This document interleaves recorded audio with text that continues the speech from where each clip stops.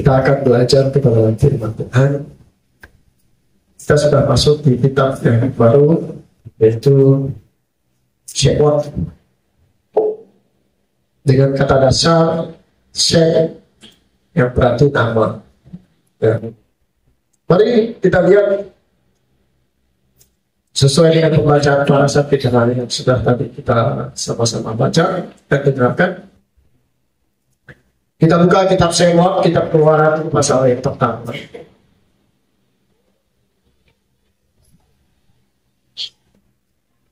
Firman-Nya dari ayat yang pertama saya baca. Dan inilah nama anak-anak Israel yang datang ke Misraim bersama dengan Yakub. Mereka masing-masing datang dengan keluarganya. Ruben, Simeon, Lewi, dan Yehuda, Isakar, Zebulon, dan Benyamin, dan serta Naftali, Gad, dan Aser.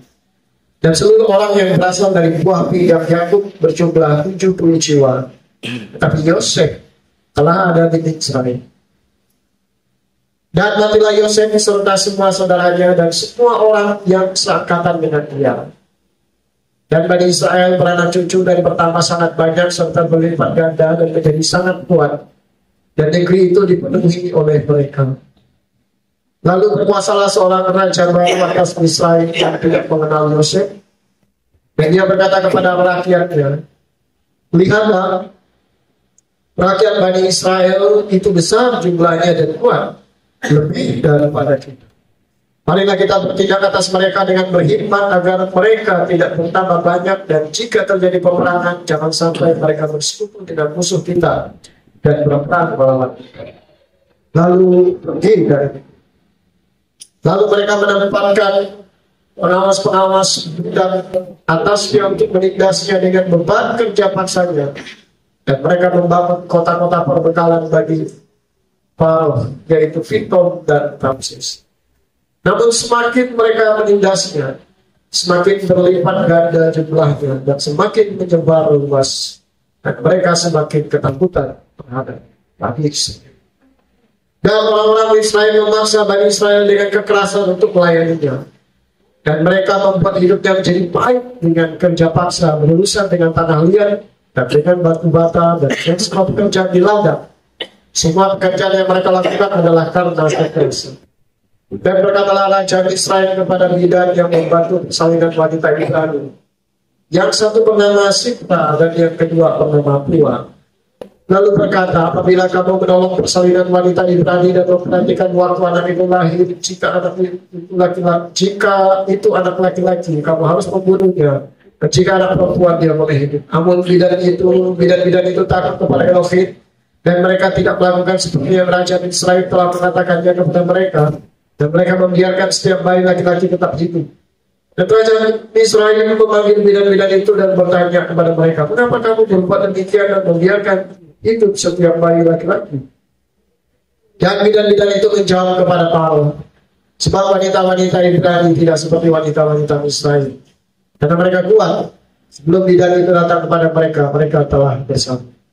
Dan Elohim berbuat baik kepada bidan itu dan berlipat ganda bangsa itu serta menjadi sangat kuat. Dan karena bidan itu takut akan Elohim, maka dia meneguhkan rumah tangganya bagi mereka. Dan Paro memerintahkan seluruh rakyatnya dengan mengatakan, setiap anak laki-laki yang dilahirkan, kamu harus melemparkannya ke dalam sungai.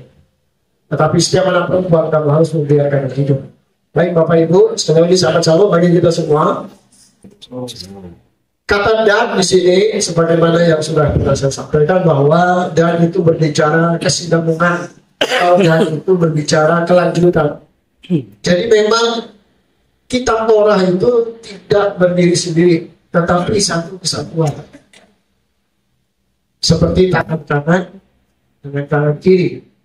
Tangan kanan beda, tangan kiri beda, tetapi saling melengkapi. Begitu juga orang dengan penjelasan. Namun kacamata orang Kristen pada umumnya itu dibedakan. Nah, hal mereka memang beda, tetapi mereka tidak meniadakan satu. Seperti hal yang tadi saya sampaikan, tangan kanan, tangan kiri, kaki kanan, kaki kiri. Memang beda, tapi semua saling memperhatikan. Ya. Nah, di sini kita belajar bahwa kitab Keluaran ini atau Shemot itu satu kesatuan dari cerita yang sudah dimulai dari kitab Bereshit. Kitab Bereshit berbicara tentang permulaan atau awal-awal dari semua yang ada di dunia ini. Baik yang berupa kehidupan, baik berupa kematian, baik berupa tragedi, baik berupa keselamatan, anugerah, persembahan, dan lain-lain. Semua diawali dalam kitab Bereshit. Jadi memang Bereshit itu kunci untuk mengawali dari kitab-kitab berikutnya.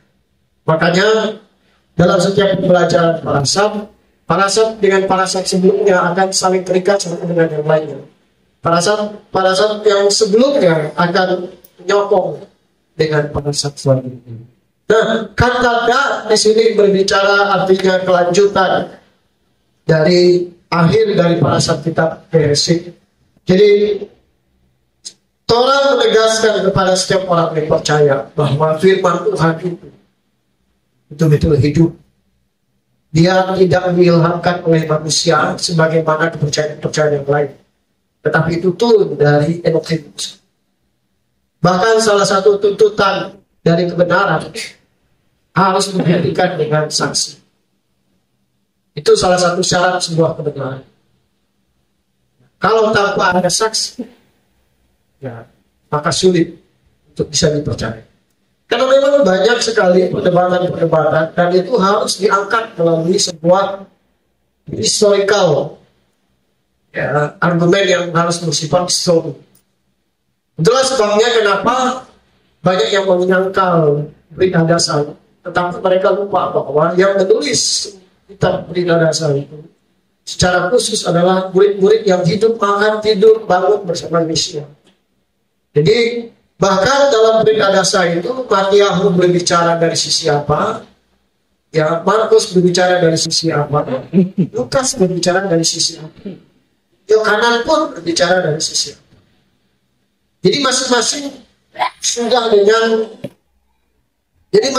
sudah dengan porsinya. Nah, mereka tidak meniadakan satu dengan yang lain, tetapi saling melengkapi. Ya. Nah, hari ini kita belajar dari kitab Shemot. Shem artinya nama. Makanya di sini dikatakan dan inilah nama atau kata kerja atau kata benda nama. Ya. Shemot itu nama yang lebih dari satu. Artinya dia jamak. Dia jamak. Shemot. Ya. Makanya jadi jamak. Nama-nama. Bapak Ibu yang dikasih Yesus Masia, tadi kita sudah sama-sama baca bahwa kitab Shemot ini berbicara satu rangkaian cerita dari apa yang sudah dilalui oleh Bani Israel. Ya, Bani Israel sendiri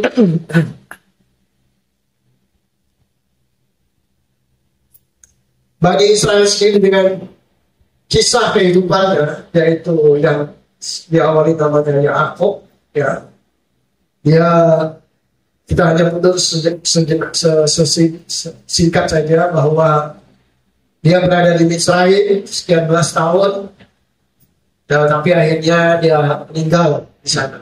Tapi dia meninggalkan suatu warisan petuah atau permintaan kepada Yosef dan anak-anaknya bahwa tulang-tulangnya ya dikuburkan bersama leluhurnya, yaitu di Gua Makapela, sebagai bentuk tindakan iman terakhir seorang Yakub, bahwa dia percaya bahwa apa yang Tuhan nyatakan itu pasti terjadi, bahwa Bani Israel akan kembali ke tanah di mana Tuhan memang bersumpah kepada seorang pribadi yang bernama Abraham dan dilanjutkan legasinya kepada Ishak, Yakub, dan Bani Israel, dan akhirnya menjadi 12 suku dan selanjutnya menjadi sedemikian banyak sesuai dengan kisah Shemot.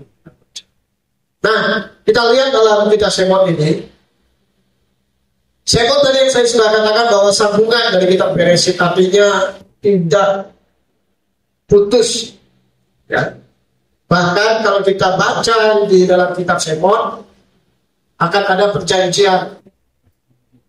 Namun perjanjiannya beda dengan Bereshit. Di Beresit, perjanjian dengan Abraham adalah perjanjian yang tidak dipengaruhi dengan situasi apapun. Jadi di dalam terminologi bahasa Inggrisnya bisa dikatakan unconditional perjanjian covenant. Ya. Tetapi dalam pemberian Torah di sana bahkan ada satu parasat berbicara tentang hidup dan mati, kutuk dan berkat, itu berlaku sifatnya kondisional. Anda taat, Anda mendekati, Anda tidak taat akan Anda menerima konsekuensi. Ya, itu tidak meniadakan perjanjian sebelumnya, tetapi satu kesatuan dan saling. Nah, Bapak Ibu yang dikasihi Tuhan Yesus, dalam kitab Keluaran ini kita bisa lihat bahwa ada beberapa penggalan cerita bahwa yang pertama, Israel itu tinggal di Israel, secara khusus di tanah Goshen. Satu kesatuan, mereka hidup berkembang, namun pada ayat yang ke-6 itu adalah masa di mana perubahan besar akan terjadi atas Bani Israel.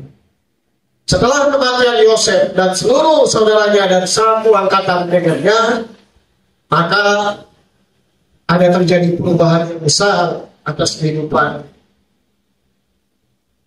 Bani Israel. Sebelumnya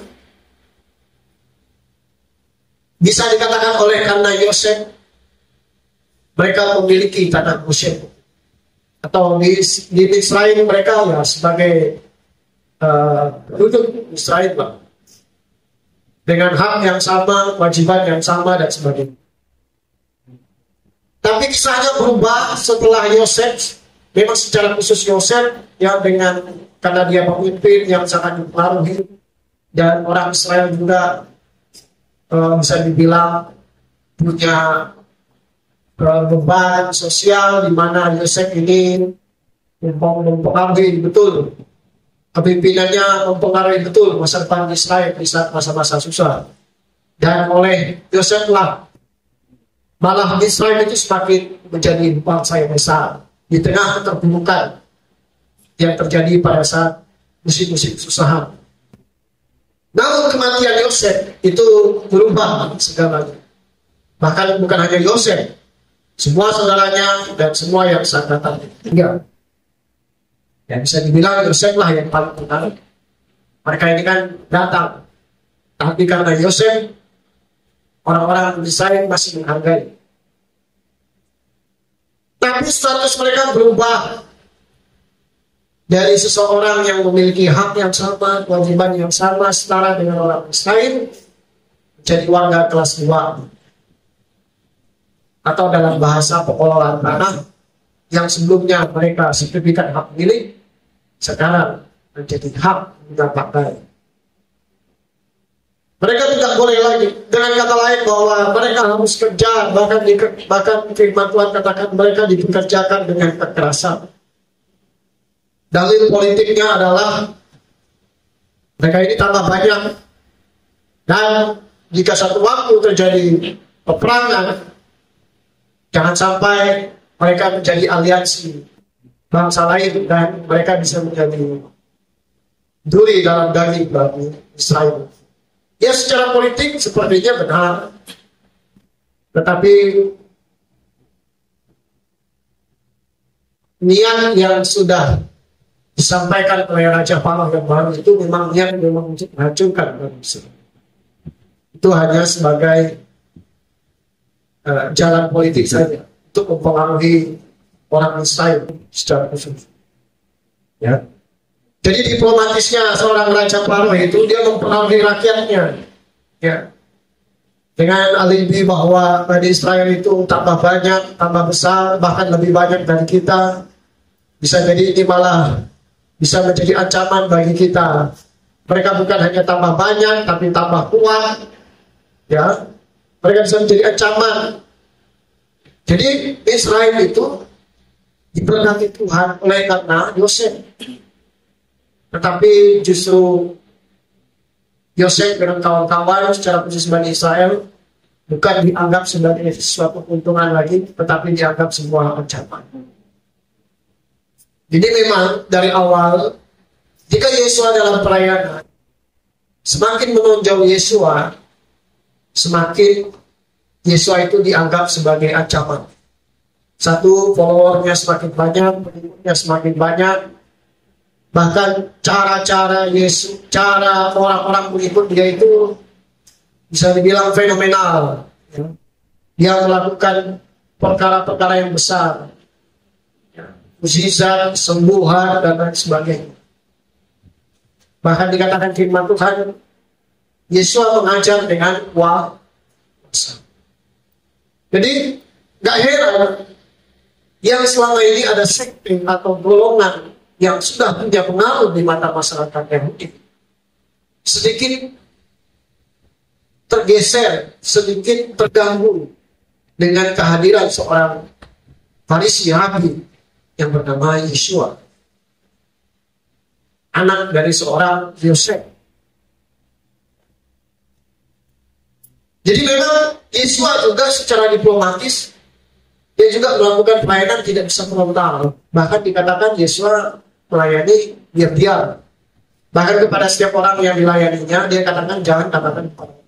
Walaupun akhirnya mereka juga mengatakan ya memang pemberitaan tidak bisa dibendung ya pada saat itu. Puncak-puncaknya bahwa ketika Yesua membangkitkan Lazarus, di sana itu sebuah serangan yang telah pukulan yang telah kepada sekte Saduki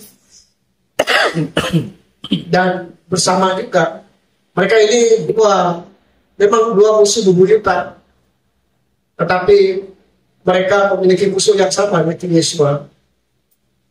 Jadi mereka menganggap Yesus sebagai ancaman.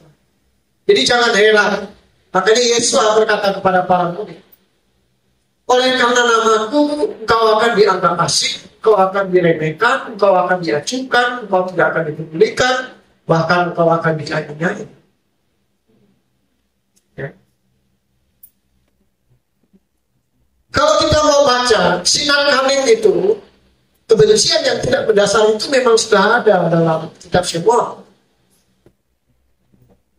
Ya, bagaimana Israel itu nggak tahu tanpa sebab.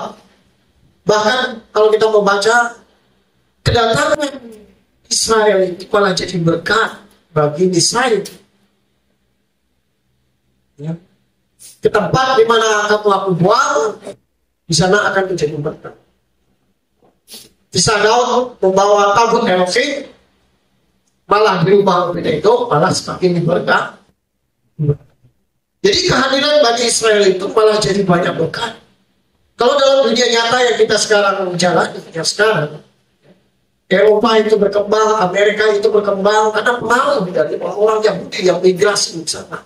Bahkan ilmuwan-ilmuwan banyak lahir di daerah sana. Jadi pada zaman kalau kita belajar sejarah revolusi industri itu banyak terjadi betul oleh pengaruh. Apalagi kalau sekarang teknologi perangkat lunak itu banyak dikembangkan oleh orang.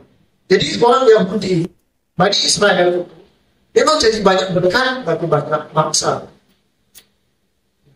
Tapi sinakannya itu betul-betul terjadi. Enggak ada dasar, enggak ada musabab, mereka dibenci aja. Ya, pokoknya dibikin dalil, dibikin sebuah kerajaan apapun itu, percaya manapun, negara manapun, pokoknya Israel itu harus musnah. Kamu tahu caranya bagaimana. Jadi Yesus sendiri sudah katakan bahwa aku saja mengalami apa tidak? Guru saja, lalu lagi kalian murid-murid. Ya. Nah kita pun demikian kita belajar bahwa kita nggak bisa naik di tengah dunia ini. Jadi kalau ada orang membenci kita, luas saja, biasa saja. Karena Yesus sendiri dibenci apa itu. Jadi nggak usah terlalu diperdebatkan, nggak usah terlalu digoyang, diaduk-aduk segala macam. Kalau gereja ini dan tanda kutip diremehin, dikatain, itu udah biasa. Jadi nggak usah aneh. Kalau ada yang tanya kok kalian dibenci, kalian biasa, ya karena Mesias kami juga dibenci. Itu aja. Jadi biasa. Jadi memang spiritnya sama, walaupun tahun, dekade, abadnya beda, tetapi spiritnya masih tetap bekerja. Sinar kambing kebencian yang tanpa dasar itu enggak. Ya. Kalau kita mau bilang Israel menjadi berkat bagi tapi malah diputar balik oleh pemimpin baru, dia bisa menjadi ancaman. Akhirnya mereka diperlakukan dengan tidak adil. Tapi Tuhan tetap membela. Ya. Walaupun dalam kitab Keluaran ini, ya, walaupun dalam kitab Keluaran ini kita didapati bahwa hanya ada satu, ya, dikatakan secara khusus Bani Israel, ya, melalui bidang itu di ayat yang ke-20, Elohim, ya, berbuat baik kepada bidang itu dan berlipat gandalah bangsa itu serta menjadi sangat kuat. Kalau di dalam Keluaran pasal 2, ini nanti poin yang kita pelajari. Poin pasal 2 ayat 23 dan 24, puncak dari penderitaan yang dialami Israel, dan terjadilah sesudah sedemikian lama berlalu, matilah raja Israel. Tetapi Bani Israel masih mengeluh oleh karena penindakan. Ya, walaupun rajanya sudah mati, yang memprovokasi, yang memperbudak mereka, tetapi perbudakan itu masih terngiang-ngiang. Dan mereka menjerit dan teriakan mereka karena perbudakan itu naik ke hadapan kepada Elohim. Dan Elohim mendengar keluh kesah mereka. Dan teringatlah Elohim akan perjanjian dengan Abraham dan Ishak dan Yakub, dan Elohim melihat Bani Israel dan mempedulikan mereka. Menariknya di pasal yang kedua, di ayat yang sudah kita baca, Elohim mengingat Bani Israel. Tapi kalau di dalam Keluaran pasal 1, ketika mereka dimulai masa-masa penjajahan, dimulai masa-masa perbudakan, tidak ada tindakan Elohim di sana yang secara langsung. Seolah-olah bahwa apa Tuhan tidak tahu, Tuhan tahu. Di ayat yang ke-20 dia bertindak walaupun melalui semua alat bidah di sana. Jadi Tuhan tetap peduli kepada Bani Israel. Tapi nyatanya bukan berarti dia tidak tahu. Dengan kata lain kita bisa melihat bahwa Tuhan, rencana Tuhan itu begitu besar, luas dan dalam, yang sulit memang kita untuk memahaminya. Grand design Tuhan itu terdiri satu rencana yang besar. Di dalam rencana yang besar itu terdapat rencana-rencana yang kecil yang komplemen, yang saling melengkapi, yang akhirnya menggenapi rencana yang besar. Jadi dengan kata lain bahwa pasal 2 Tuhan baru bergerak ketika naik permohonan. Tapi apakah selama perbudakan itu Tuhan tidak peduli? Memang kalau di pasal yang pertama kita didapati bahwa kata Elohim itu muncul satu atau berapa ya? Ya. 2 ya, hanya, tapi ayat yang ke-17 hanya menjelaskan saja. Tapi secara tindakan, ya, di ayat yang ke-20, dan Elohim berbuat baik kepada bidang itu dan berlipat gandalah.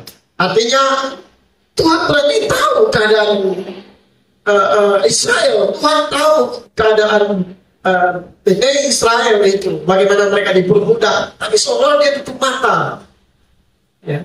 Tapi sebenarnya Bapak Ibu, ya, ada bagian yang memang Tuhan sudah tetapkan dan rancangkan, yang memang bagi kita sulit. Ya. Nanti konstruksi itu terdiri dari berapa lingkup konstruksi bangunan?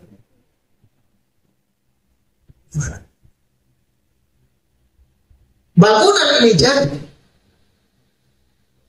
setidaknya ada 4 dan 5 yang mungkin kita tidak tinggal. Satu, sipil itu sendiri, struktur. Ya. Dua, ada namanya arsitek. Ya mungkin kita nggak arsitek lah, ini lah standar lah. Ya mungkin kalau arsitek ya kayak gereja-gereja yang lain lah, yang ada cerobongnya naik ke atas begitu, yang udah mau bikin sampai ke langit gitu. Ya, kita standar saja pada umumnya. Tapi pun harus memperhitungkan. Ya, ini kan harus ada plafon supaya cahaya masuk. Itu pun kemiringannya harus ada aturannya. Ya, semakin begini makin panas, begini semakin rendah. Ya, jadi dari sipil, konstruksi bangunannya, corak, dinding itu sipil. Ya, arsitek itu bagaimana bentuknya mudah, atau apa namanya, di art atau seninya itu muncul, bukan hanya sekedar bangunan toh. Ya. Kemudian ada namanya mekanik. Ya, kita di sini nggak ada. Kalau cari tingkat gua yang harus ada liftnya itu mekanikal, yang harus ada pembuangan udara. Kemudian apa? Bangunan ini ada namanya elektrikal, ada listrik nanti yang akan ada. Begitu ya, lagi ya. Ya, satu bangunan. Ya, kalau bangunannya yang cukup rumit harus ada apa lagi? Lingkungan. Ya. Jadi ada faktor lingkungannya, entah AMDAL, entah apa begitu. Kalau kita di sini harus diperhitungkan paritnya, pembuangannya. Karena itu pembuangan kita nggak bisa sembarangan. Nah itu kesatuan pekerjaan, walaupun masing-masing punya bidangnya, tetapi ketika membentuk bangunan itu jadi satu bagian yang tidak bisa dipisahkan. Ada listriknya, ada fondasinya. Ya, itu tidak bisa berdiri masing-masing sendiri. Nah, rancangan Tuhan itu seperti itu, Bapak Ibu. Ya. Kita nggak bisa lihat bangunan ini dari sisi jendelanya saja. Kita nggak bisa lihat dari sisi fondasinya saja. Kita nggak bisa lihat dari sini. Tapi seluruh dohor, polisi, orang bilang, keseluruhan. Bisa dikatakan bulat. Ya, itu diperhatikan. Bahkan ada hikmat orang Kristen katakan bahwa memahami rencana Tuhan itu seperti menuangkan seluruh isi kelautan ke dalam sebuah makhluk. Kalau kita perhatikan untuk memahami dari apa yang dialami Israel, kuncinya ada di Bereshit, karena permulaan. Coba kita lihat di Bereshit pasal yang ke-15, 14.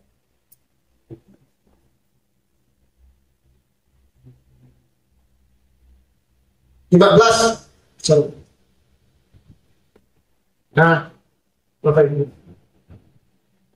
Jadi nggak bisa berdiri sendiri juga Simon. Dia ada baut yang dari kitab Bereshit masuk sampai ke menghubungkan.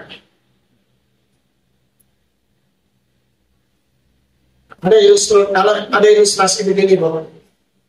Jadi kitab Torah dengan Brit Hadasah itu dihubungkan dengan sebuah jembatan. Dia tidak bisa kalau teolog Kristen katakan ada benang merah. Oke, kita lihat Bereshit 15. Saya tidak baca dari awal, tapi intinya Abraham menerima janji, lalu janji Tuhan tentang seorang anak atau keturunan, tetapi Abraham bertanya, ya, bagaimana saya tahu kalau saya menerima janji itu?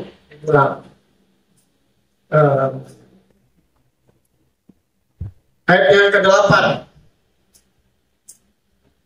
Dan dia menjawab, ya Tuhan, Yahweh, dengan cara bagaimana aku mengetahui bahwa aku akan mewarisinya? Karena mereka pada saat itu dia belum punya anak. Ya. Ayat 9. Dan Elohim berfirman kepadanya, ambillah bagiku seekor lembu betina berusia 3 tahun, dan seekor kambing betina berusia 3 tahun, dan seekor domba jantan berusia 3 tahun, dan seekor burung tekukur, dan seekor anak burung merpati.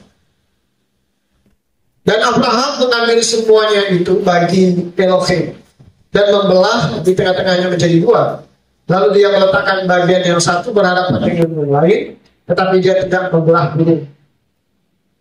Kemudian peristiwa itu terjadi, dan datanglah burung-burung pemangsa hingga pada daging binatang itu. Abraham segera mengusir. Ketika matahari mulai terbenam, maka rasa kantuk yang sangat berat menggelayuti Abraham. Dan sungguh rasa takut terhadap kegelapan yang dahsyat meliputi Abraham. Dan dia berfirman kepada Abraham, Elohim berfirman kepada Abraham, tahuilah dengan sungguh-sungguh bahwa benihmu akan menjadi pengembala di negeri yang bukan kepunyaannya, dan mereka akan melayani bangsa itu. Sebaliknya bangsa itu akan memperbudak mereka selama 400 tahun. Dan bangsa itu yang akan mereka layani, dan bangsa itu yang akan mereka layani, aku juga akan menghukumnya. Dan sesudah itu mereka akan keluar dengan harta kekayaan yang besar, dan kau sendiri akan pulang kepada leluhurmu dengan damai. Kau akan dikubur pada waktu rambutmu telah benar-benar putih. Namun generasi yang keempat akan kembali ke sini, karena sampai di situ kejahatan orang Amori belum genap. Dan terjadilah matahari telah terbenam, dan matahari telah menjadi gelap, dan tampaklah sebuah perapian yang berasap dan sebuah sulut yang berapi melintas di atas potongan-potongan daging. Pada hari itulah Yahweh membuat perjanjian dengan Abraham dan berfirman, aku telah memberikan negeri ini kepada benihmu, mulai dari sungai Misraim sampai ke sungai besar, yaitu sungai Efrat, tanah orang Keni dan orang Kenias dan orang Kadmon dan orang Het dan orang Feris dan orang Refaim dan orang Amori dan orang Kanaan dan orang Girgasi serta orang Yebus. Kalau kita ada selesai cari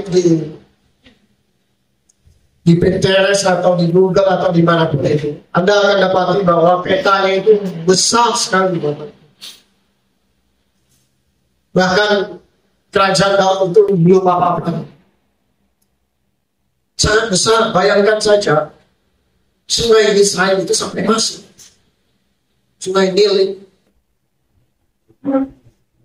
ya.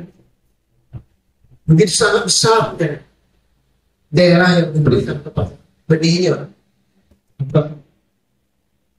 Namun sebelum sampai ke situ, kita lihat ceritanya bahwa di sana Abraham pada waktu pagi-pagi dia disuruh mempersembahkan korban. Jadi dia potonglah hewan yang dimintai Elohim sesuai dengan petunjuk Tuhan. Dia persembahkan, ya, dia taruh di tempatnya sambil menunggu jawaban Tuhan terhadap persembahan.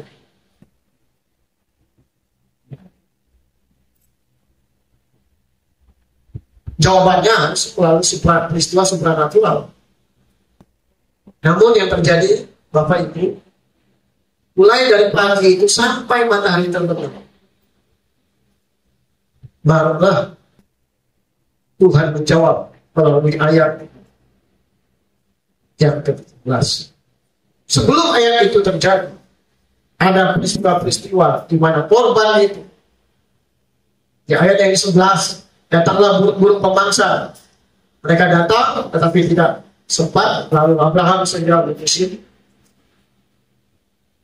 Yang kedua, rasa kantuk menyelimuti Abraham. Ya, dan bisa bayangkan mengantuk itu kayak bagaimana. Mau tahan mata, mengantuk, susah. Ya. Dan yang ketiga, bukan hanya rasa mengantuk, karena mungkin menunggu.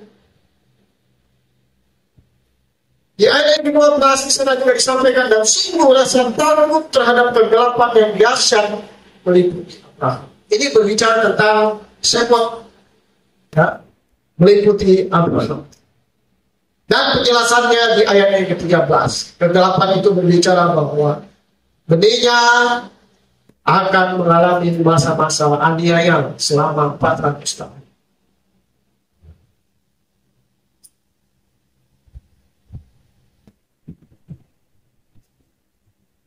Baru di ayat yang ke-17 setelah Tuhan menyampaikan visi di kemudian waktu tentang keturunan Abraham, barulah ketika matahari terbenam menjadi gelap, maka perapian berasap dan sebuah suhu yang berapi melintas di antara mereka. Apa maksudnya? Maksudnya itu sebenarnya begini. Intinya adalah di ayat 13, 400 tahun. Artinya rencana Tuhan. Mungkin kata-katanya begini. Abraham, aku tahu kamu penasaran dengan apa yang sudah aku sampaikan tentang janji firman. Bahkan bagimu 25 tahun itu sangat lama. Tapi untuk menggenapi rencana yang besar, bukan hanya benih keturunanmu, tapi selanjutnya itu sebuah grand design yang begitu besar. Ya. Sebuah pesan yang tersembunyi di situ dikatakan bahwa Abraham menunggu dari korban itu disiapkan sampai mulai ada asap api, artinya korban yang diterima.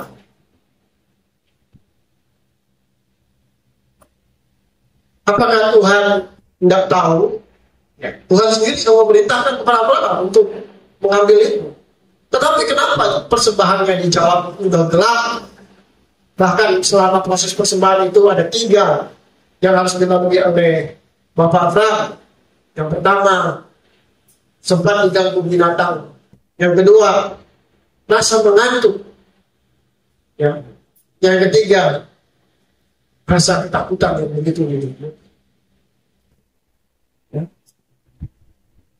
Dengan kata lain bahwa sebuah jawaban doa atau apa itu yang saya tangkap, dia sungguh saya jadi bangun. Sebuah jawaban doa. Terkadang kita harus mengalami fase yang cukup lama untuk sampai jawaban doa itu terjadi dalam. Dari mulai persembahan itu diambil sampai Tuhan menerimanya, panjang. Artinya kalau berbicara kepada Bani Israel 400 tahun baru mereka akan mengalami menuju tanah perjanjian. Masa kegelapan itu begitu gelap dari Bani Israel. Bahkan di dalam kitab Shemot, kepahitan yang begitu luar biasa, perbudakan yang betul-betul budak yang diperbudak. Bahkan sampai kisah mereka mencari tunggul gandum sakingnya tidak diberikan. Kerjanya makin diperberat, upah mereka dan tanda kutip makanan segala macam malah makin dikurang, makin tersiksa. Jadi kita juga mungkin bisa melihat dari kacamata yang berbeda. Ya Anda bisa bayangkan dipermudah seperti ya, kita lihat aja di PNP itu ada patung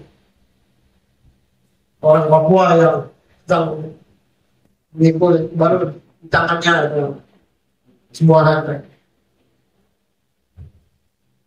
Bisa membayangkan bagaimana kisah Indonesia atau wilayah-wilayah Indonesia itu zaman dulu itu seperti apa. Kalau sekarang ya teknologi sudah canggih, tapi zaman dulu itu susahnya minta. Ya, dipermudah membangun rel, ya, membangun apalah pabrik apa, bahkan jalan-jalan dan sebagainya. Banyak sekali. Nah, kita bisa baca kisah histori bagaimana Indonesia itu dijajah sama bangsa asing. Ya, bangsanya beda-beda lagi. Mulai dari Portugis, ya, Spanyol datang, kemudian masuk Belanda, Jepang, dan seterusnya. Nah, sampai hari ini yang tidak terlihat pun masih terlihat. Nah, Bapak Ibu yang dikasihi Yesus, kita harus paham bahwa grand design rencana Tuhan itu begitu besar. Abraham hanya ditunjuk garis besarnya saja. detail-detailnya itu nanti generasinya yang akan mengalami. Detail-detailnya itu ya tadi Yosef punya bagian, si Ishak punya bagian, Yakub punya cerita sendiri dengan Esau, Yosef dengan saudaranya, kemudian kisah-kisah nanti Yakub Israel menuju ke Misraim, lalu semua benih Israel itu dipermudah. Itu bagian-bagian yang kita nggak mungkin Abraham tidak dikasih tunjuk semua itu. Sama seperti Yosef, ya Yosef itu cuma dikasih tunjuk bahwa kamu akan jadi pemimpin suatu waktu. Bahkan ayah ibumu akan bersujud melalui sebuah bentuk bintang bulan, berkas yang bangkit dan berdiri dan sebagainya. Kesananya Tuhan tunjuk. Tapi langkah kakinya kemana, apa yang akan dia temui, Tuhan tidak tunjukkan, Bapak Ibu. Jadi sebuah pertanyaan, kenapa Tuhan tidak tunjukkan? Jawabannya sederhana. Kalau Tuhan tunjukkan, Anda pasti sudah lari dari rencana. Yosef kalau tahu dia akan dijoboskan di sumur dan dijual sama saudaranya dan jadi budak dan sekian belas tahun dia harus mengalami masa-masa sukar terpisah dari orang tuanya. Ya mungkin dia mimpi kayak apa itu? Tirani manusia itu pasti menolak. Sama seperti Abraham juga. Diberi perintah Tuhan, keluar dari negerimu ke tempat di mana? Gak tahu kemana. Itu tinggal usahamu, kamu keluar saja. Ya. Nah kita pun demikian, Bapak Ibu. Ada hal-hal yang memang kita bisa tanya, dan ada hal-hal yang Tuhan jawab, dan ada hal-hal yang Tuhan beri. Tetapi kita tidak akan bisa menerima semua yang Tuhan nyatakan itu dalam hidup kita. Karena memang ada bagian-bagian yang memang harus kita alami sendiri. Ya. Kenapa saya sakit tidak sembuh-sembuh? Kenapa saya karir saya begini dan sebagainya? Dan masih banyak pertanyaan-pertanyaan lain. Abraham itu seorang tokoh yang luar biasa. Ketika Tuhan menyampaikan sesuatu, dia berani bertanya, dalam tanda kutip menyangga. Dia katakan apa? Bagaimana saya tahu kalau rencana itu untuk saya dan pasti akan digenapi? Anda bisa bayangkan, ini manusia adalah Tuhan. Seolah-olah bahwa dan tanda kutip begini, kamu terlalu dalam, Abraham. Apa kamu gak percaya sama aku? Tapi enggak, Tuhan kita pun luar biasa. Makanya dia katakan Abraham itu sahabat Elohim, bisa sampai segitu. Ya. Kita lihat bahwa Tuhan memberikan sebuah cara pandang kepada Abraham ketika Abraham disuruh mempersembahkan korban, mulai dari persiapan sampai dipersembahkan, sampai tunggu persembahan itu diterima Tuhan melalui sebuah api. Itu Abraham mengalami banyak, paling tidak 3 korban yang diganggu sama binatang buas. Ya.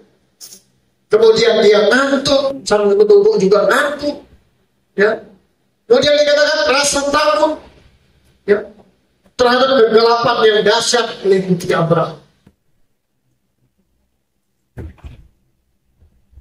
Dia yang pernah tidur di AC,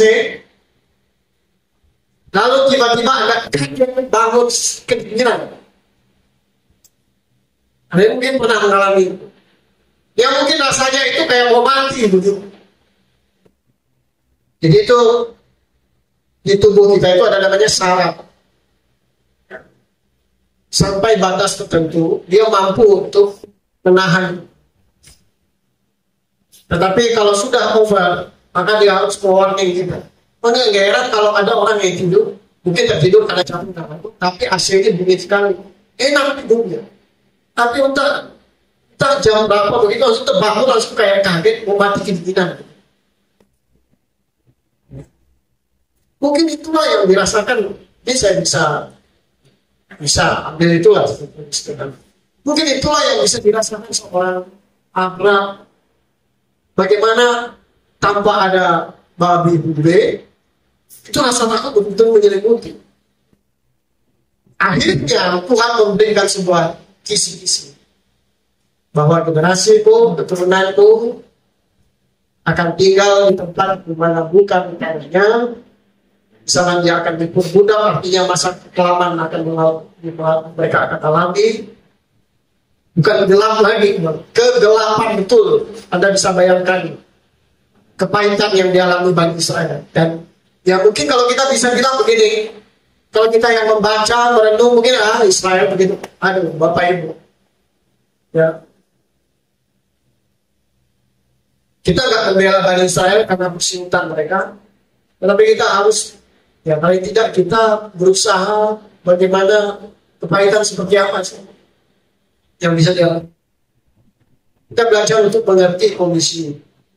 Walaupun bukan berarti kita membiarkan mereka bersungguh. Kepahitan harus dibereskan. Tapi kita nggak bisa tutup mata bahwa ya wajar kalau mereka sampai seperti itu. Saking beratnya penderitaan yang mereka alami.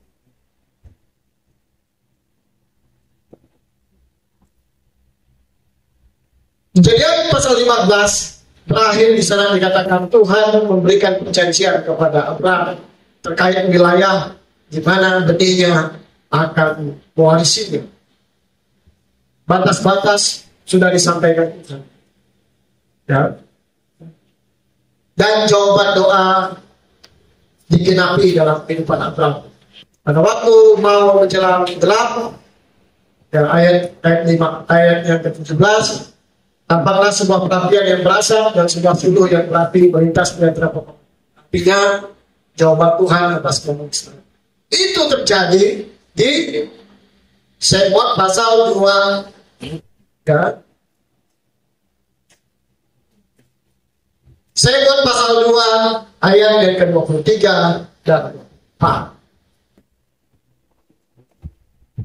Ya. Masa kegelapan Israel mulai disingkirkan. Tetapi kalau sebelum kejadian itu, mulai dari mereka ditinggalkan oleh Yosef dengan teman-teman, masa kelam itu mulai, mana mereka diprovokasi oleh Farao yang baru dengan melakukan propaganda terhadap rakyat Israel supaya nama Israel itu busuk, bahwa mereka ini ancaman, mereka ini musuh, dan kita harus mengambil keuntungan terhadap kehadiran mereka. Jadi mereka sudah kita perbudak supaya mereka bangun, supaya mereka tidak bisa berkembang, supaya mereka tidak bisa maju. Tetapi justru firman Tuhan katakan, semakin mereka ditekan, ditindas, semakin kuat dan semakin berlipat ganda. Malah Israel semakin takut. Itulah cara yang tadi. Ada binatang yang berusaha untuk mengganggu korban daging persembahan itu, diusir sama Allah.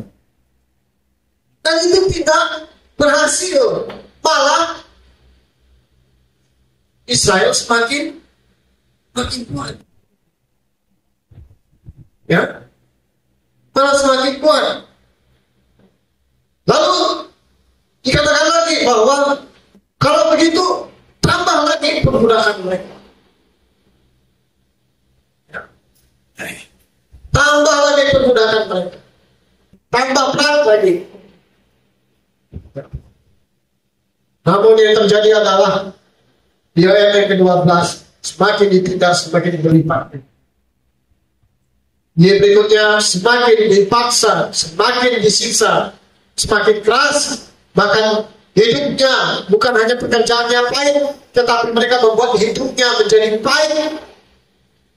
Ya, kalau pekerjaan pahit kembali ke rumah, bisa healing, ya sharing. Tapi kalau hidup sudah pahit, mau di pekerjaan, mau di mana, sulit sekali untuk bisa menemukan damai sejahtera. Bahkan mereka dipekerjakan untuk sebuah keuntungan. Bukan hanya dipekerjakan dengan kerja roti, tapi malah dengan kekerasan. Seperti gambaran video-video kalau Jepang usaha kerja paksa. Orangnya sudah tidak mampu, bukannya disuruh istirahat, makin dipaksa. Semakin tidak mampu ditembak. Dengan kata lain, yang lainnya akan melihat kita mengeluh. Salah. Tidak mengeluh. Salah.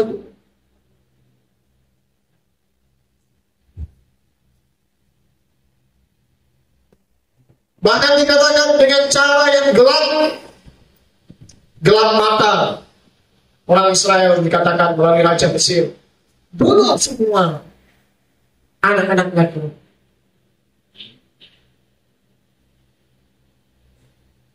Nah, di sini kita lihat seolah-olah bahwa pasal yang kedua dari kitab Keluaran itu Tuhan mulai hadir di ayat 23 dan 24 ketika Tuhan mulai memperdulikan mereka. Tapi sesungguhnya cara-cara Tuhan yang tidak terselami itu sudah mulai hadir di tengah-tengah bangsa. Buktinya ketika mereka ditindas, mereka semakin bertambah. Buktinya ketika mereka mau dibunuh karena anak-anaknya mereka, malahan ada yang menolong mereka dari pihak tidak tidak saya itu. Ya. Bahkan dikatakan, ya, semakin mereka membunuh Bani Israel, malah Bani Israel semakin banyak. Jadi dengan kata lain bahwa mungkin terlihat Tuhan tidak campur tangan terhadap masalah mereka. Tapi kalau mereka paham itu, sebenarnya Tuhan tetap hadir dalam kehidupan Bani Israel. Pelajarannya bagi kita bahwa seringkali perkumpulan yang kita alami seperti kayak Abraham. Mulai berkumpul pagi hari, ya paling lambat ya jam-jam 9 Tuhan jawab kan. Atau ya mungkin terlalu lambatnya jam 12. Mungkin kita berpikir mengotakkan cara Tuhan seperti itu. Atau ya mungkin sebelum petang lah jawaban Tuhan. Kalau sudah sampai jam 12 belum ada jawaban. Tapi ternyata malah jawaban Tuhan mulai muncul ketika sudah gelap. Korban itu diterima Tuhan. Dibuktikan dengan api mulai menyala di atas korban tadi. Abraham dikasih tahu sama Tuhan. Perjanjian itu tetap akan tergenap walaupun engkau sudah mati. Arti kata begini, Tuhan kan berjanji sama Abraham, ya. Tapi Abrahamnya kan mati duluan, kan? Tapi setidaknya Abraham itu dia tahu bahwa ceritanya nanti akan begini. Maka dilanjutkan ke Ishak dan Yakub. Yakub kan akhirnya ngomong kan sama anak-anaknya, kayak Israel ngomong sama anaknya bahwa aku percaya bahwa Tuhan akan mengembalikan Bani Israel ke tanah perjanjian. Makanya dia minta tulangku, tolong jangan dikuburkan di Israel. Yosef juga begitu. Karena Yosef masih di Israel. Karena dia tahu bahwa satu waktu. Ya, tapi yang terjadi adalah generasi yang keempat ini mengalami itu binasa. Ya. Jadi dengan kata lain bahwa janji Tuhan pasti digenapi. Sekalipun orang yang Tuhan katakan itu, mulai dari Abraham, Ishak, Yakub, bahkan sampai Yosef sendiri mati sembuh. Tapi janjinya tetap berlaku. Maka ada istilah, kalau dalam lagu bahasa Inggris itu,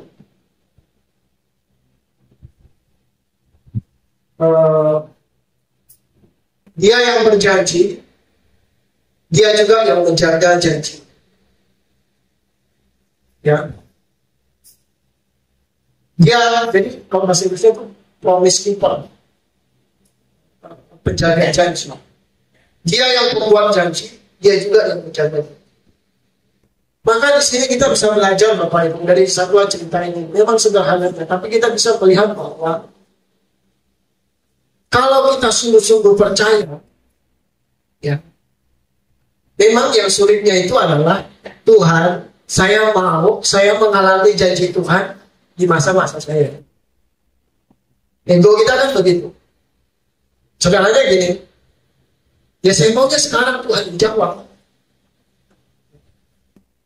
Tapi rencana Tuhan 5 tahun lagi, 10 tahun lagi, 20 tahun lagi, 40 tahun lagi. Ya. Makanya saya katakan begini Bapak Ibu. Grand design atau rencana Tuhan itu begitu besar terhadap hidup kita. Tapi dia nggak melupakan perintilan-perintilan yang kecil yang harus diperlengkapi atas hidup kita. Bahkan orang-orang lain yang terlibat dengan kita harus diperlengkapi. Agar itu melengkapi dan menjadi satu bangunan grand design yang begitu bagus. Makanya dengan kata lain begini, Israel memang akan kembali kepada tanah perjanjian. Tapi Tuhan mau mereka kembali bukan sebagai sebuah bangsa yang kecil, tapi menjadi sebuah bangsa yang besar. Karena mereka akan mewarisi tanah perjanjian. Kalau mereka cuma hanya sekitar 1, 2, atau 70, atau 100, 200, bagaimana mereka akan berhadapan dengan, kalau di dalam kitab Kejadian tadi, bagaimana mereka akan berhadapan dengan orang Kenis, orang Kampon, orang Het, orang Feris, orang Refaim, orang Amori, orang Kanaan, orang Girgash, dan orang Hittite. Dan masa pembentukannya itu ada di padang gurun. Makanya sempat kalau kita baca dalam Google Maps-nya si Israel itu, mereka bisa aja ambil jalur pintas. Tapi kalau mereka ambil jalur pintas, mereka ketemu dengan orang Kanaan, orang Yebus dan sebagainya. Karena mereka belum siap untuk berperang. Jadi grand design Tuhan itu begitu luar biasa. Hanya kadang cara pikir kita itu yang sangat penting. Ya. Makanya saya dulu sampai bertanya kepada diri saya. 6 tahun saya nggak naik pangkat. Terus saya satu rating dengan Pak Aki. Dengan siapa yang begitu. Tapi mereka sudah duluan. Tapi 6 tahun saya nggak naik pangkat. Kalau di kesehatan, saya sudah 3 kali naik pangkat. Karena kalau di kesehatan itu 2 tahun naik pangkat. Dulu juga begitu ya. Dulu 2 tahun. Nanti kalau saya 3A, 3 kali naik, nanti 3B, 3C, saya sudah 3D. 3D, 4 tahun kemudian saya naik, saya sudah 4A. Tapi nggak tahu, tapi ya waktu itu saya sudah berjuang ya, kesehatan, ya dilempar ke BKD, saya lari ke BKD bilang, itu kembali ke dinas kesehatan. Akhirnya saya akhirnya saya bilang sampai juga bola pingpong sama mereka. Tapi satu pelajaran bagi saya, seharusnya saya lulus. Dan tanda kutip ya, karena sudah lulus dan begitu saya jemu juga. Akhirnya ya, ternyata Tuhan punya rencana. Politik itu masuk ke struktural. Ternyata di struktural itulah saya mulai diproses. Sampai akhirnya ya migrasi jadi segmentasi. Nah, kita kadang-kadang Bapak Ibu sulit memahami rencana Tuhan kalau berhubungan dengan waktu. Perhatikan Bapak Ibu. Kita sulit memahami rencana Tuhan kalau berhubungan dengan waktu. Kenapa? Manusia itu nggak bisa sabar dengan waktu. Apalagi kalau bicara waktu Tuhan. Kata-katanya manis. Waktu Tuhan pasti yang terbaik. Iya memang. Tapi di hadapan kita itu gak gampang. Kalau kita baca ceritanya Yosef, enak-enak saja. Tapi 13 tahun mengalami proses yang seperti itu gak gampang. Ya. Abraham yang harus menjadi Abraham dan harus akhirnya menerima Ishak, anak darah dagingnya, itu 25 tahun. Hari demi hari, bulan demi bulan, tahun demi tahun. Maaf dengan apa bulan? 1 bulan saya lupa. Kalau 1 bulan itu jam kerja, saya nggak masalah. Ya artinya saya sibuk di kantor, pulang-pulang. Ini libur dong. Bangun, makan ayam, nyapu rumah, ngepel, cuci pakaian, kasih makan anjing, sore makan anjing, begitu terus, formulanya terus sedikit-sedikit, ya main ke rumah Pak Ilyas, main. Ya kalau tidak ada, tak kemana, ada acara mungkin saya main, itu aja. Anda bisa bayangkan itu, ya ini dia, misalnya ditampung ini, kayak, ya. Ya karena memang Boveng itu juga tipu, ya orang semua pada bubar, siapa mau cari siapa. Nah begitu juga kita, Bapak Ibu, gak gampang untuk menyelami rencana Tuhan kalau sudah berhubungan dengan waktu. Ya. Hanya orang yang betul-betul berserah, maka dia akan mengerti indah rencana. Tapi kalau masih ada ego dalam diri kita, itu sulit, Bapak Ibu. Ini masalah waktu ini. Apalagi waktunya itu sudah dikasih sama Tuhan. Mereka akan dipermudah sekitar 400 tahun. Itu generasi. Belum generasi kamu ke Ishak ke Yakub ke anaknya, mulai dari itu. Dan bisa bayangkan itu lamanya Tuhan. Bahkan aku pun nggak ada lagi Tuhan. Apa kasarnya seperti Tuhan yang berjanji, tapi orang yang berjanji dengan Tuhan, orang yang Tuhan bersifat, itu orangnya udah nggak ada, tapi janjinya tetap hidup. Makanya kalau kita percaya bahwa keluarga kita, kalau dalam rencana Tuhan, Anda harus belajar memahami bahwa Anda nggak bisa egois. Kita nggak bisa egois, ya. Abraham tahu bahwa rencana Tuhan itu sebuah rencana yang besar, tapi dia itu hanya sebuah gambar yang mungkin saja dan gambar-gambar yang besar. Nanti itu ada gambar, ada Ishak juga di situ, ada Yakub di situ, ada Yosef, ada 12, ada Israel, nanti muncul ada Mose dan segala macam. Kita nggak bisa ego dengan diri kita. Makanya orang yang ego itu ketahuan, nggak sabar, maunya sekarang Tuhan. Ya. Saya nonton di Facebook itu sampai gak ada yang namanya jualan tanpa proses. Gak ada. Usain Bolt, Anda tahu Usain Bolt? Pelari tercepat di dunia. Dia kalau nggak salah 9, berapa detik lari 100 meter. Ya. Dia katakan, yang kalian tahu pada hari itu saya lari 100 meter dan menjadi juara dengan waktu paling tercepat 9,8 detik. Itu yang kalian tahu. Tapi kalian tidak tahu. 4 tahun dia bilang. Tiap hari konsisten lari, jungkir balik jatuh, lecet, korban sepatu dan segala macam. Belum lagi nutrisi lagi, belum ngejim, belum apa, wah banyak harga yang dibayar hanya untuk performa 9 ini. Jadi kita nggak bisa kita egois, bahkan kehilangan ini, ya Tuhan ingatkan saya, ya kehilangan ini kalau Tuhan mau pakai besar, tapi Tony kamu nggak bisa egois, kamu itu hanya bagian dari rencana Tuhan atas kehilangan ini, ya. Ya mungkin kata-katanya kamu hanya menjadi sebuah payung di saat badai. Selanjutnya setelah badai, nanti mungkin ada generasi yang selanjutnya yang akan meneruskan. Ya. Banyak gereja itu juga menjadi sebuah kerajaan. Ya memang gak salah kalau itu dedikasi untuk Tuhan. Ya. Suami udah gak ada, istrinya lanjut, istrinya gak ada, anaknya lagi, pokoknya anaknya gak ada lagi, kakaknya, semua kayak bulut-bulut. Ya.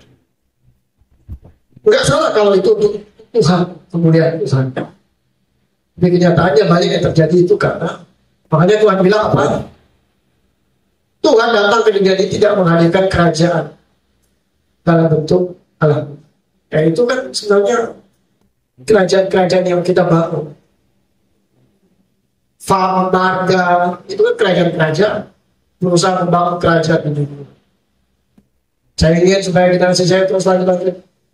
Farm saya terus ditambah-tambah segala macam.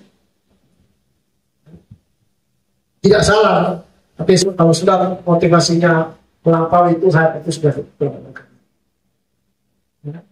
Nah, Bapak Ibu yang dikasih Tuhan, ya, pelajaran yang pertama bahwa kita mesti pahami bahwa rencana Tuhan selalu rumusnya berhubungan dengan waktu.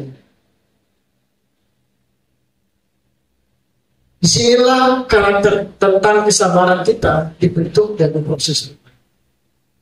Anda tahu, Mose itu mengalami 3 dekade. 1, 40 tahun dia berada di istana Farao, dia dididik. 2, 40 tahun dia di mertuanya. Dan yang ketiga, 40 tahun dia membawa Bani Israel menuju tanah. Jadi semua ada tahapannya. Nah, kisah yang Israel tadi ditolak, Mose pun ditolak. Seperti Yesua ditolak sama saudara dan orangnya sendiri. Ya. Mose ini berusaha untuk supaya, ngapain kalau kamu bawa bekelahi? Malahan saudara-saudaranya, kau bikin apa? Kau menganggap dirimu pemimpin atas kami lalu mau menjelaskan kami. Kamu siapa? Bukankah Yesua pun demikian, Bapak Ibu? Tidak dianggap oleh orang-orang miskin. Makanya dia katakan, seorang nabi disanjung. Seharusnya seorang nabi, seorang yang dipakai Tuhan, seorang yang luar biasa itu disanjung di kampung halaman. Ini malah enggak. Malah dibenci.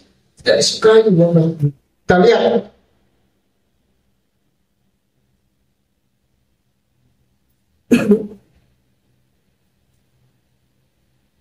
Keluaran pasal yang kedua.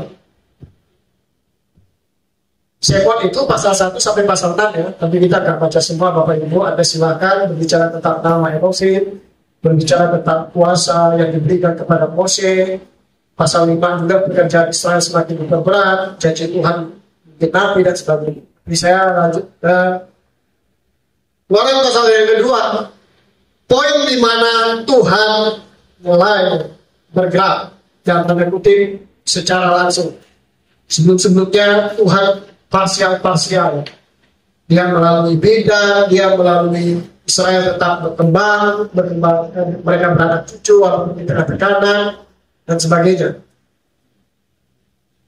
Ayat 23, pasal 2 ayat 23. Dan terjadilah sesudah sekian lama berlalu matilah Raja Israel. Perhatikan Bapak Ibu.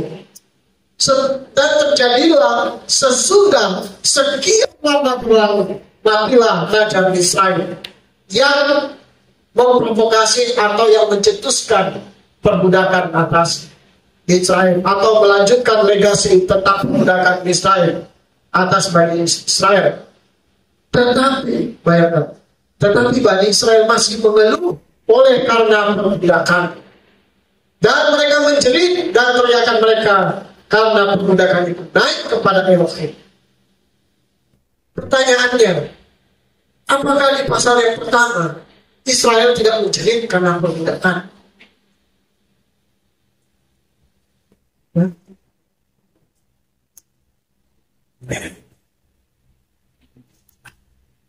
Apakah di ayat yang ke-12 ketika mereka ditindas, mereka tidak berseru kepada Tuhan?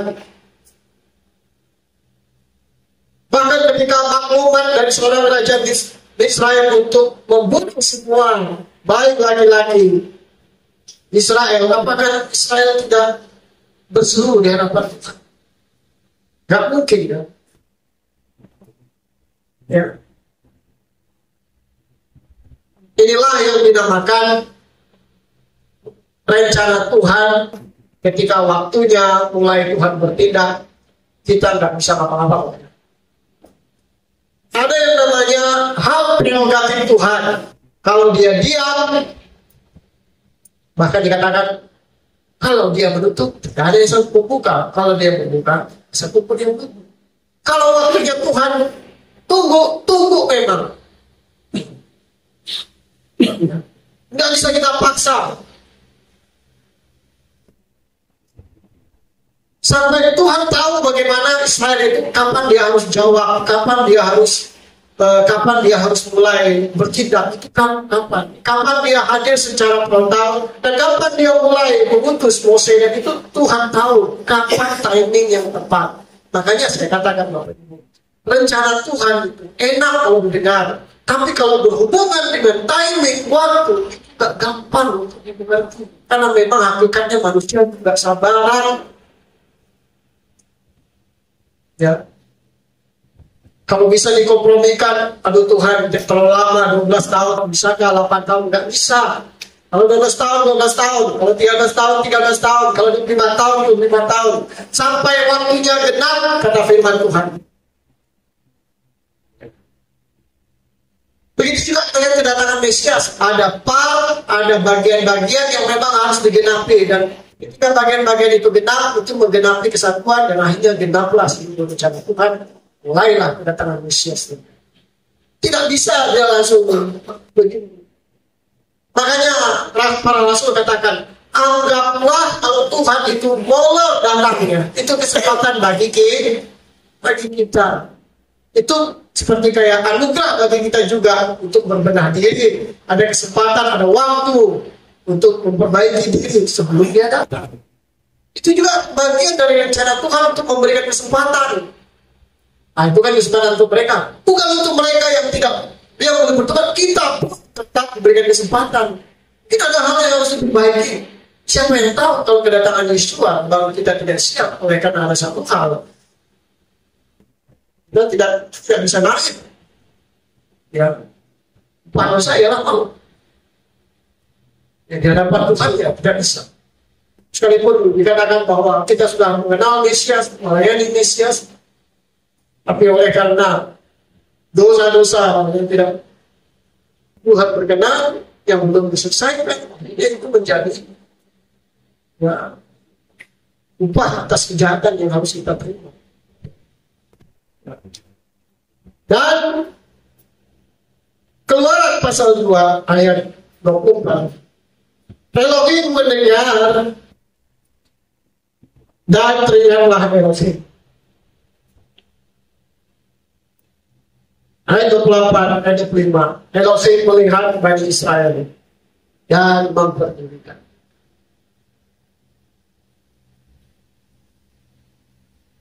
Kedua, rencana Tuhan itu sulit dimengerti bagi manusia kalau sudah berhubungan dengan waktu. Yang ketiga, rencana Tuhan itu prosesnya panjang. Bukan hanya soal waktu, tapi panjang. Anda perhatikan di sini. Doanya naik, cermitanya naik. Yang pertama apa? Tuhan dengar. Pertanyaannya, apakah Tuhan tidak dengar yang kemarin doa-doa mereka waktu mereka menjerit, anak laki-laki mereka dibunuh, waktu mereka menjerit, mereka ditindas? Apakah Tuhan tidak dengar? Tidak mungkin Tuhan tidak dengar. Ya. Namun prosesnya bukan hanya mendengar. Bahkan satu kesatuan ayat ini, dia mendengar, kemudian teringatlah Elohim akan perjanjiannya dengan Abraham. Kalau mungkin naluri manusia akan berpikir, masa sih Tuhan bisa lupa dengan perjanjian dengan Abraham? Nggak mungkin dong. Tapi ini kembali kepada Tuhan tahu bagaimana jalan-jalan umatnya. Itu Tuhan tahu. Dan dia tahu kapan waktunya yang tepat. Dan dia tahu kapan dia harus bertindak. Disinilah kedaulatan Tuhan itu betul-betul dinyatakan. Dan keterbatasan kita itu betul disikap. You gak bisa berbuat di luar di luar.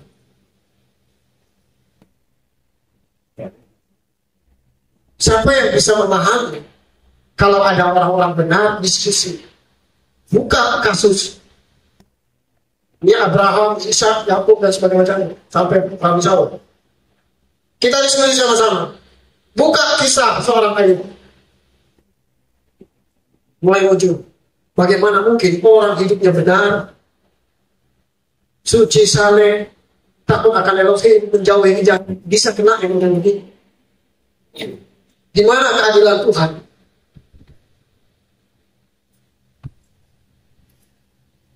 Ternyata, mungkin kalau kita lihat seperti itu. Tapi kalau Tuhan lihat dari sisinya si siapa? Ayub.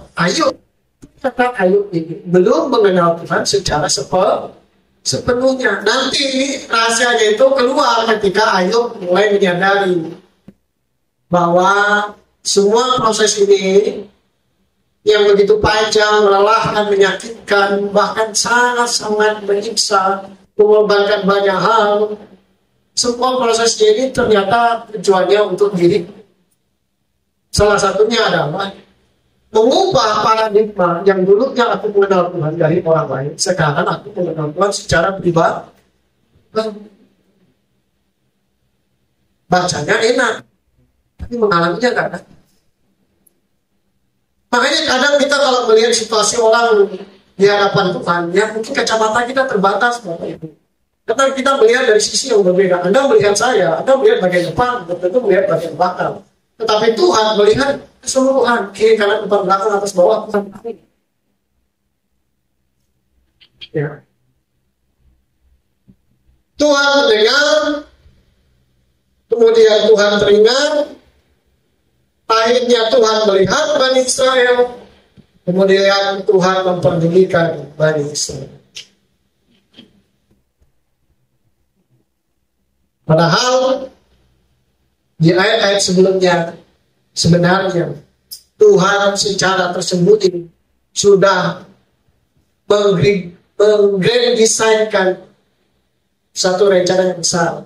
Itu terlihat dari seorang Mose, tapi kan nggak kelihatan. Tapi sebenarnya Mose itu sudah ditaruh Tuhan untuk kesana. Ketika cerita Israel itu terdengar, Tuhan bertindak, maka dia bertindak secara langsung. Mose yang sudah ditentukan dari awal, walaupun nanti secara hukum itu katakan de facto and de jure, itu ketika dia mulai dipanggil di semak-semak buri. Tapi sebenarnya rencana kecil Tuhan itu sudah mulai berjalan sebelum-sebelumnya. Dari dia lahir, dia ditolong, dia dirawat sama Putri Firaun, dia dididik sama Farao. Bahkan kita baca parasan tadi, dia tahu seluruh kehidupan orang di Israel. Ada satu berita pertobatan, hikmatnya seperti ini Bapak Ibu.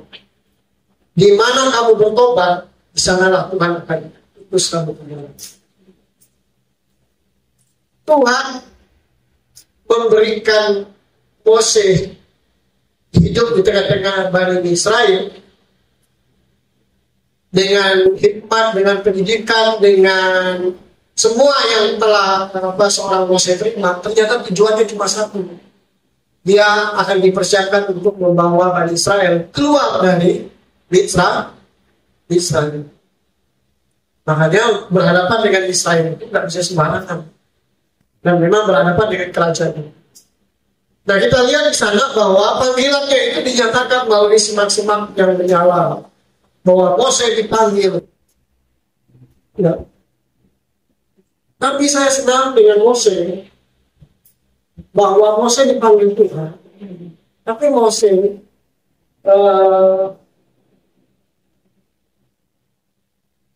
tidak merasa bahwa panggilan Tuhan itu sebuah otoritas, dan tanda kutip begini Bapak Ibu.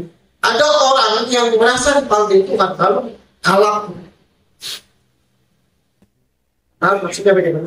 Begini, Mose dipanggil Tuhan, lalu dia dikatakan kamu akan memimpin Bani Israel keluar dari perbudakan. Lalu Mose bilang, bagaimana caranya? Ya, nanti mereka tanya namaku, ya Tuhan jawab begini. Lalu bagaimana nanti saya harus bicara dengan Bani Israel? Sudah, begini caranya. Kamu ketemu dengan tua-tua Israel. Kamu ngadap, kamu katakan, aku diutus untuk membawa pembebasan kepada Bani Israel. Jadi caranya Tuhan itu begini Bapak Ibu. Ada orang yang merasa dia dipanggil Tuhan, tapi dia tidak mengindahkan kaidah aturan-aturan bagaimana. Dia diutus Tuhan. Tapi Mose itu dididik sama Tuhan, dia paham betul. Dia harus namanya melewati dulu yang namanya tua-tua Israel. Karena tua-tua Israel ini punya pengalaman besar. Karena yang memimpin Bani Israel pada saat itu nggak ada lagi. Yosef tidak ada, saudara-saudaranya tidak ada. Jadi yang ada adalah tua-tua Israel yang punya pengaruh. Jadi otoritas di atas Israel itu ada pada tua-tua Israel. Nah, Mose gak bisa langsung memimpin Bani Israel. Dia harus mendapat legasi dulu dari tua-tua Israel. Makanya Tuhan bilang, kamu bertemu dengan pemimpin tua-tua Bani Israel. Katakan, aku mengutus engkau untuk membawa kebebasan bagi Bani Israel. Baru akhirnya mereka percaya. Baru setelah itu dia baru ngomong kepada Bani Israel. Itu pun masih ditolak. Apalagi kalau dia frontal, bisa jadi dia akan berhadapan dengan tua-tua Israel. Tahu dari mana? Dasarnya apa kamu diutus oleh Tuhan? Ini Israel ini tidak sembarangan. Ya. Di akhir dari khotbah ini Bapak Ibu, saya ingin menyampaikan bahwa satu fakta kebenaran firman Tuhan. Kita nggak gampang untuk menerima rencana Tuhan. Seandainya pun saya kalau di posisinya Abraham atau yang sudah diubah oleh dia namanya menjadi Abraham, mungkin kita akan bilang begini, Tuhan, Engkau hanya menceritakan bagian yang aku sendiri tidak mengalaminya. Bahwa nanti keturunanku akan mewarisi tanah perjanjian. Tetapi aku tidak mengalaminya. Tapi aku percaya bahwa Engkau yang berjanji. Engkau juga yang akan menjaga perjanjianmu. Engkau juga yang akan menggenapi satu waktu sesuai dengan ketetapanmu, baik di matamu dan di kepastianmu. Hanya Bapak Ibu yang dikasih Yosua. Itu sebabnya firman-Nya berkata seperti ini. Karena siapa yang percaya pada firman tidak akan pernah dipermaaf. Sebenarnya Tuhan bukan memperhitungkan kita. Oh enggak, kalau saya enggak menapinya nanti bisa malu Pak Ajo, bisa malu Pak Dinas, bisa malu dengan enggak. Intinya begini, Tuhan tidak akan pernah mempermalukan firman-Nya sendiri. Kalau dia ngomong, dia yang akan bergenapi, karena dia adalah firman itu sendiri. Ini itu yang kita pegang Bapak Ibu. Ya, banyak kita, kenapa kita harus buru-buru, kenapa harus kita berdesak? Karena kita nggak mengerti rencana Tuhan. Ya. Mungkin kita nggak mengerti, tapi paling tidak kita belajar untuk berserah kepada rencana Tuhan. Kalau kita lihat cerita besar dari kisah Semon ini, memang nggak gampang. Semon pasal 1, riwayat Israel, dari masa tenang sampai masa sukar mereka menunggu. Bahkan dikatakan, kalau kita baca 400 tahun berbudak, Yakub saja 13 tahun ya. Yakub 13 tahun di Israel. Ya. Dia mati, kemudian Yosef mati dan saudara-saudaranya. Anggaplah berapa tahun kemudian. Ya itu nggak sampai 50 tahun kemudian mereka di Israel. Tetapi perbandingannya 400 tahun mereka itu. Sekitar 30 atau 40 banding 60.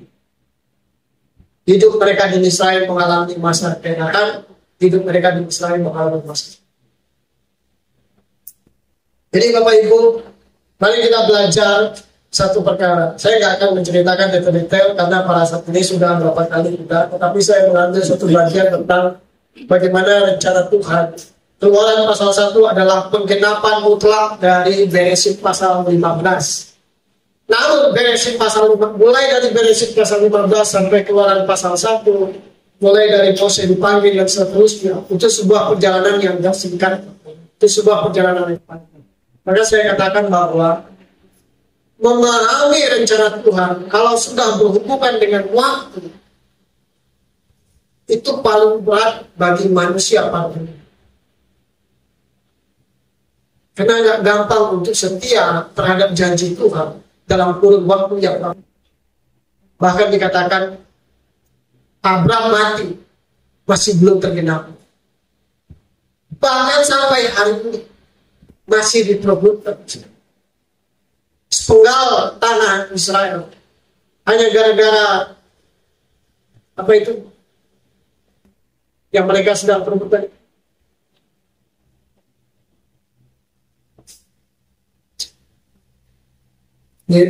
Perluasan tanah Israel itu. Ya, pemukiman Gaza, bahasa saya tahu. Sepenggal itu saja seluruh dunia pusing. Anda bisa bayangkan kalau dari dalam Beresit pasal 15 itu digenapi.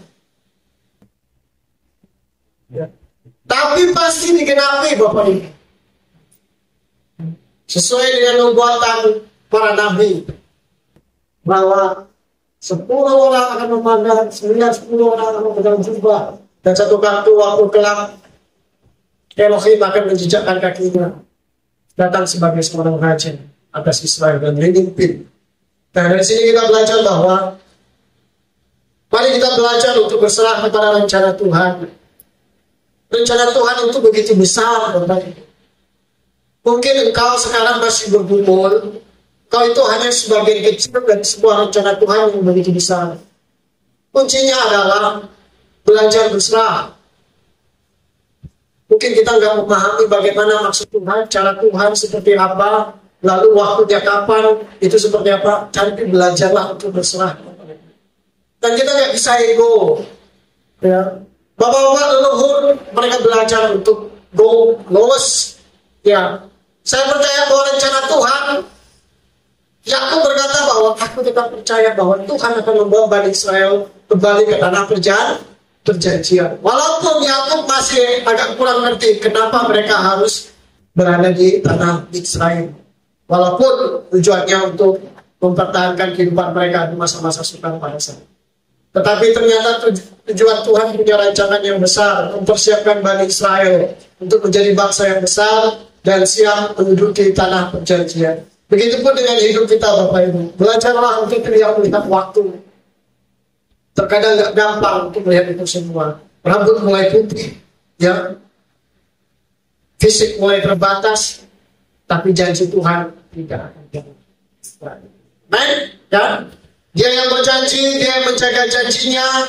Tuhan peduli, Tuhan tidak tutup mata bagi kita sendiri. Saya undang kita bagi begini, kita akan satu pujian.